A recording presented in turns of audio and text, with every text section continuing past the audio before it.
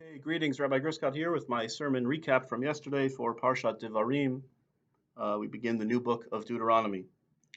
So I was watching an APAC webinar last week, and of course, a lot of us are living online and on webinars. And the speaker was speaking about the miracle of the state of Israel, and a little bit tongue-in-cheek and a little bit cynically, he said, "Who would have thought 100 years ago, if you told them that the Jewish state would have a world-class army and a second-class education system, kind of the opposite of what you would have expected. Apparently, the Israeli public school education system is not so great, unfortunately." And that in turn reminded me of a classic Jackie Mason routine, where Jackie Mason said, growing up in Brooklyn, the Italian kids were known as tough and strong, and the Jewish kids were kind of meek and wimpy. And he said, but for some reason, you put a uniform on the Italian, and he's nothing special. He's talking about the Italian army, which was seen as kind of feckless in World War II and nothing to brag about. He said, you put a uniform on the Jewish boy, and you get the IDF, you get the Israeli Defense Force, the strongest army in the world. And so different contexts, bring out different things in different people. The Jewish sovereignty and Jewish independence has brought out a different kind of Jew than the Jew of the exile, and we see that, of course, with the state of Israel. Now, what's true of nations, I think, is true of individuals as well. And in the book of Devarim is just an entire valedictory address, or a series of addresses of Moses in the last 5 weeks of his life, 5 weeks before his 120th birthday, the last parting words he has for the people. And you finally get a sort of window into the inner world of Moshe Rabbeinu. The book of Devarim is from the perspective of Moses, the human perspective of Moses, but all of the words are inspired and directly endorsed by God, which is what puts it into the Torah as the word of God as well. It's kind of a fascinating duality there, human perspective and the divine perspective. But you get a sense of Moshe's inner world. And this Parsha of Devarim that's always right before Tisha B'Av, where we read the book of Eicha, the book of Lamentations, and the word Eicha appears in the Parsha. Moshe says, Eicha esol levadi tarchachem umasachem v'rivchem. Common custom is to chant that in the melody of the book of Lamentations. How can I alone carry your contentiousness, your burdens, and your quarrels?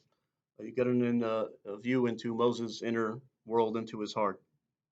But it's the very first verse, Eila hadvarim asher diber Moshe al kol Yisrael.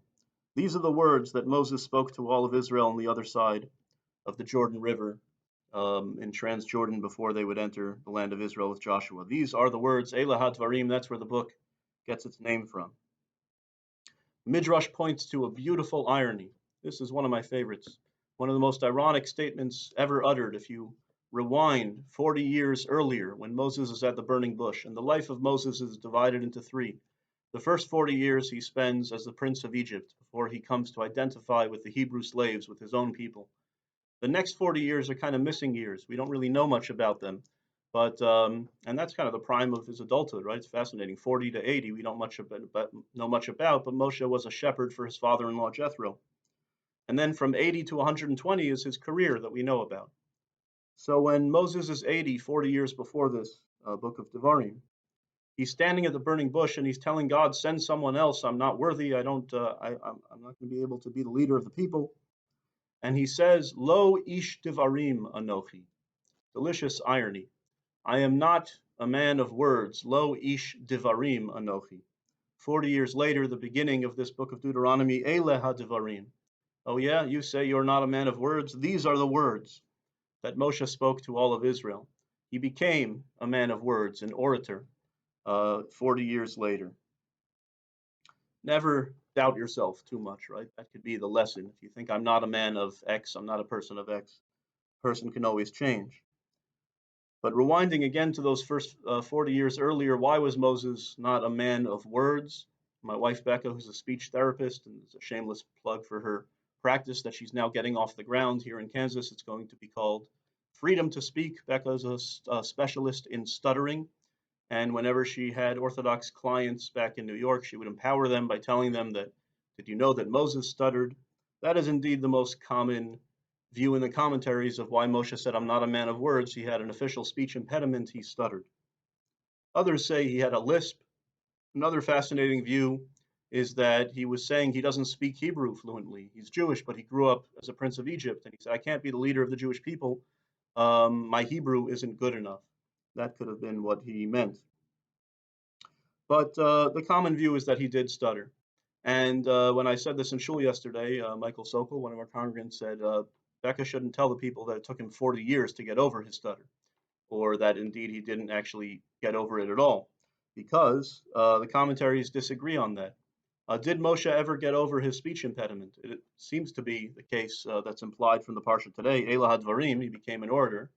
But there are some who say that no, God tells Moshe at the burning bush, Anochi eyeh imcha v'impicha, I will be with you and with your mouth, which is a way of saying that I will perform a miracle. And when you're performing in your official capacity, when you're speaking on my behalf, God says, or when you're teaching Torah to the people, you will not have a stutter.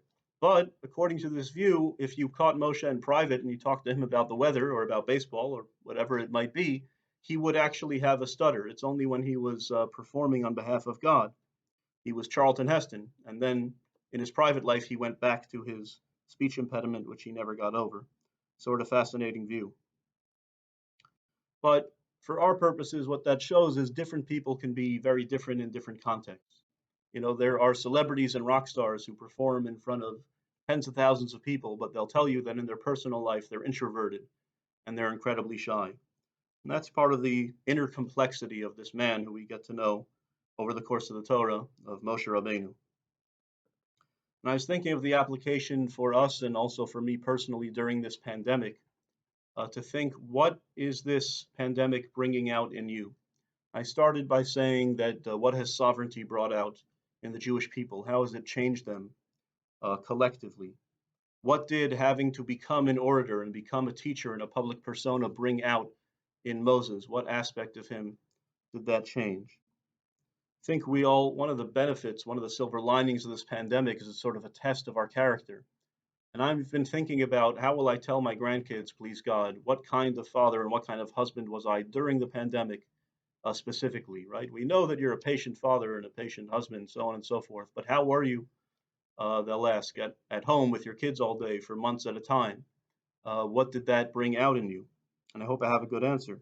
Just like people of my grandparents' generation, when you ask them, what were you like during World War II? If they were on this side in America, what were you up to during World War II? If they were on the other side in Europe, or my parents' generation, what were you doing during the civil rights era? Some historical moment that perhaps brings out something different in your character and your very being. And another line that Michael Sokol always has great lines. So he said, what did you become like when you put on the mask? Very comic book sort of statement, right? That's how you can frame my sermon. I mentioned that in my video today.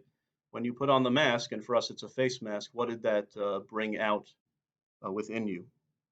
And so that's what I've been mulling over about this pandemic. But if you remember that Moshe Rabbeinu, it brought out the best in him such that he became a man of Devarim, let's think about how this situation, as it continues to drag on, can bring out something new in us and something good, which perhaps we weren't able to perceive before. Amen.